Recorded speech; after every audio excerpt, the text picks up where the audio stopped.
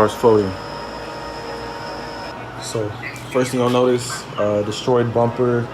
I'm just too cheap to find one. It's really hard to find one for a sedan too around here. So yeah, I'll get that taken care of. Right now I kind of just don't care, but this kit will work the exact same way on the 350Z, 370Z, G35 Coupe, G37 Coupe, Q60, you know, in those variations, FX35, EX35, you know, etc. But it's a little different for G35 sedan, G37 sedans, Q50s, probably M35s as well, things of that nature. So I'm gonna touch on that a little bit later. So even though this is a G35 sedan, I have it cut up a little bit. So this is mainly for like the Z's and the coupes and whatnot. So the headers, stock headers, you can see, and it goes down to test pipes right there.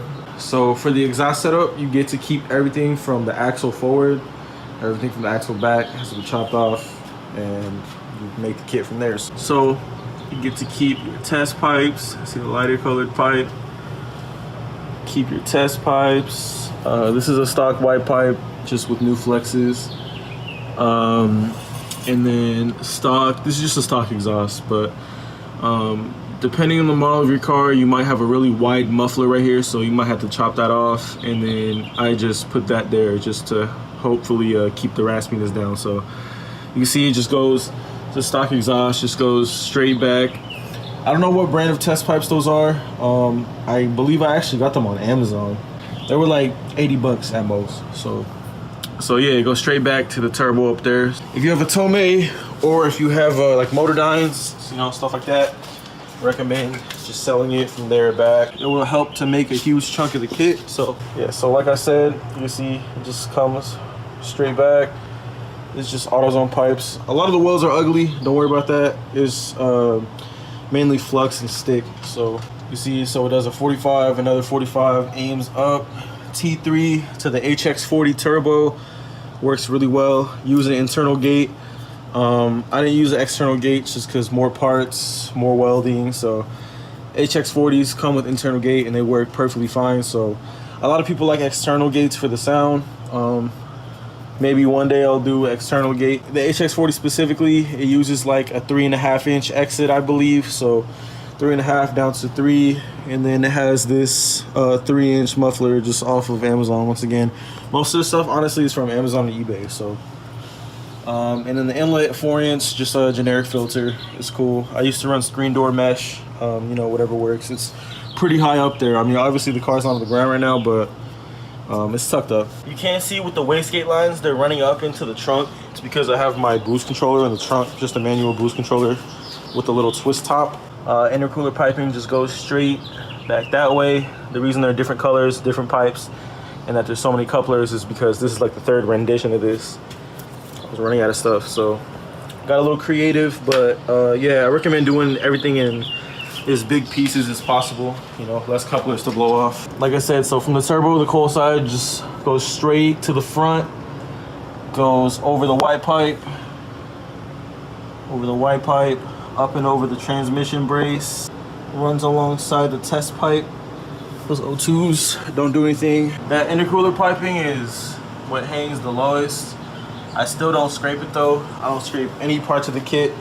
And then from this angle you can see, so it goes along the test pipe and it has to go up and over the control arms. So you can see it comes up towards the header, comes out the other side, goes to the front mount. That's also why I wanted to get a new bumper regardless, even before I destroyed this one. So it can get more flow, direct flow to the intercooler. Then on this side, on the outlet, it turns into a 3-inch. And you know, for the Z's and whatnot, they have that little cutout right here on the radiator support. And it just goes from the intercooler just straight up this way. The G's and whatnot don't have that, so the back side, you gotta go around the back side from there. That oil is not for my car, it's for my girl's car. Gotta do her valve cover, gasket. I'm running a 4-inch housing because I don't have an upgraded MAF, not yet at least. That's chilling for now. 4-inch housing, got that from AutoZone. All the parts will be in the description, like every single part, pretty much everything, like down to the clamps, like, and then, you know, just goes into the motor. It's So that's really the whole kit. It's very simple. Another question people have is the oiling system. So how mine goes is I have a little brass T-block that comes off of the pressure sensor. So all of them have pressure sensors. Only a 350Z has the gauge, but it goes here. So you can see you put the T in between the sensor and the block, put a feed line. Oh, that clamp, it won't thread off. I don't know, so I just left it on there. The feed line just goes straight to the back of the car. I have it wrapped where it comes near the turbo and then to the top. So you can see feed goes to the top. And then I have the return. It goes to the pump, which is mounted basically in the middle of the car, right behind the white pipe. I recommend doing a sump. Some might say it's essential. For me, it works well and it works fine without it. But I definitely recommend doing a sump, a vented drain, so that it can drain into that naturally when you shut off the car. And so it doesn't have any pressure on the center housing. The return line mounted to the body right here. It should be able to fit with a HR or VHR white pipe because those come out pretty much further. You know, you get heat wrap stuff, whatever. I do recommend an oil pan spacer.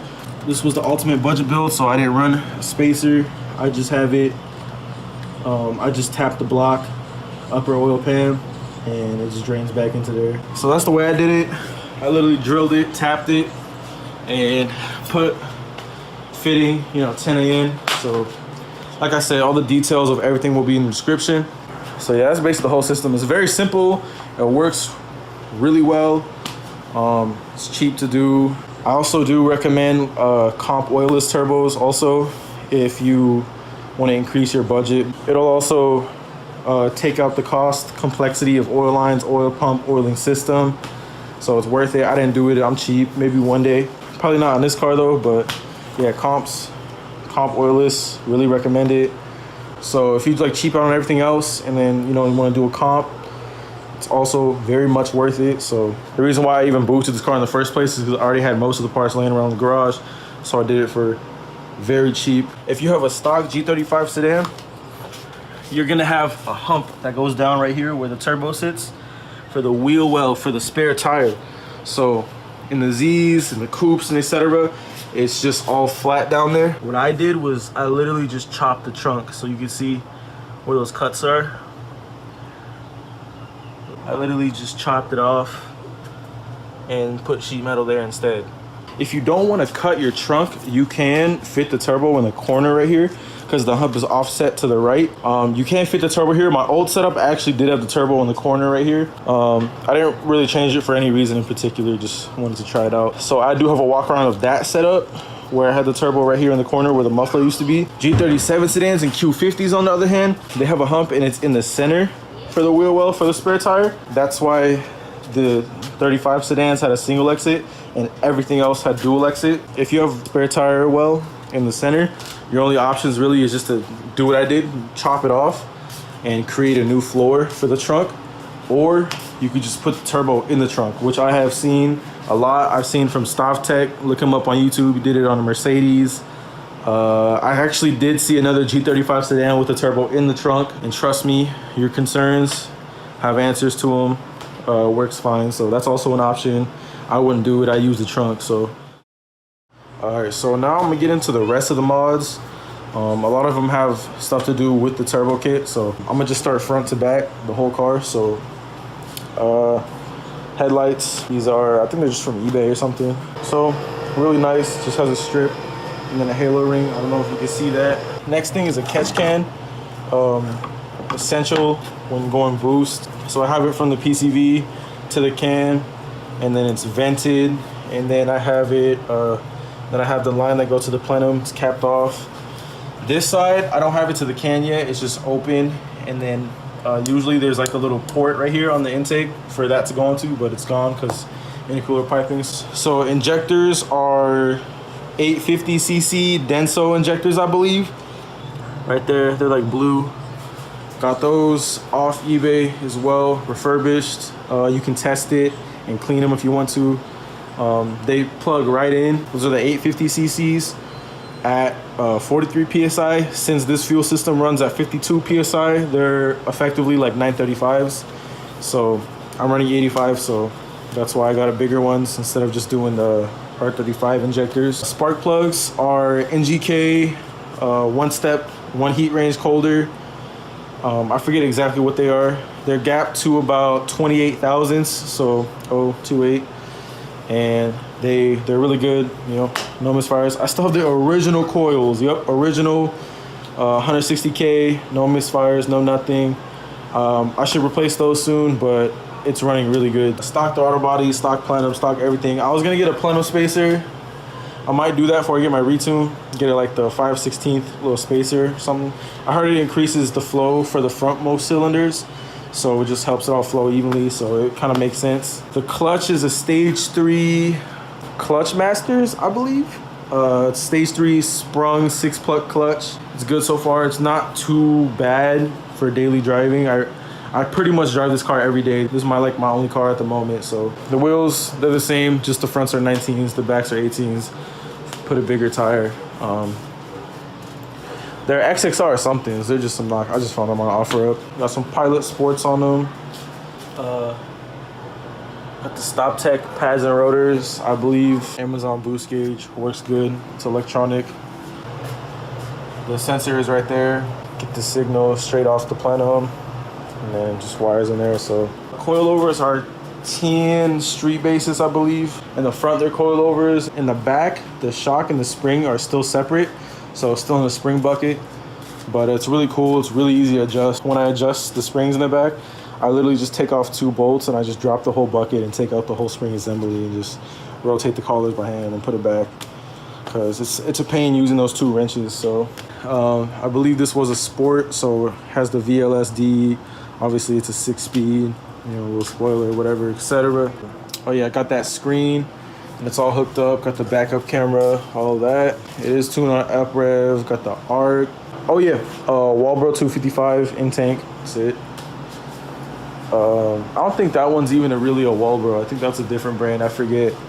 But it's 255. My actual Walbro, that shit went out.